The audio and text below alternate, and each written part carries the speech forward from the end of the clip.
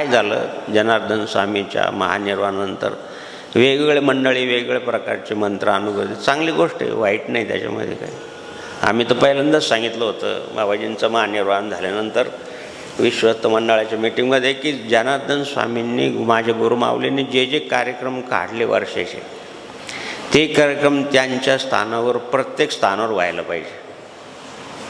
आणि प्रत्येक स्थानावर जे महात्म्य बाबाजीने ठेवलेलं आहे, महाराज जे ठेवलेलं आहे, त्यांच्या माध्यमातून व्हायला पाहिजे. पण काही बुद्धिभेद करणारी मंडळीनं सांगितलं की हे नाही, अमुक अमुक इथंच व्हायला पाहिजे, यज्ञ इथंच व्हायला पाहिजे, अनुष्ठान इथंच व्हायला पाहिजे, पुण्यतिथी इथंच व्हायला पाहिजे, गुरुपौर्णिमा इथंच व्हायला पाहिजे. आता बिचारा गरीब आहे, एखादा मोलमजुरी करतो, त्याला इतक्या लांब येता येईल का? ज्या ठिकाणी स्थान आहे जनार्दन स्वामी, तिथं जाऊन तो गुरुपौर्णिमा करेल, दर्शन घेईल, मग त्याला पावणार नाही. 1400 मंदिरं विश्वामध्ये आहे साईबाबाची, तिथं मन्नत करतात, तिथं साईबाबाची प्रार्थना करतात, त्यांची मनोकामना पूर्ण होत नाही.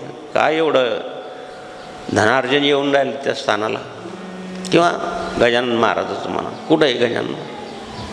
परदेशात जर त्यांची कीर्तीपर्यंत पोहोचलेली आहे, त्यांचे ऊर्जा तिथपर्यंत आहे, मग आपण असे संकुचित, पण आता त्याला विलाज नाही. आम्ही असं सांगितलं तर ते पटलं नाही.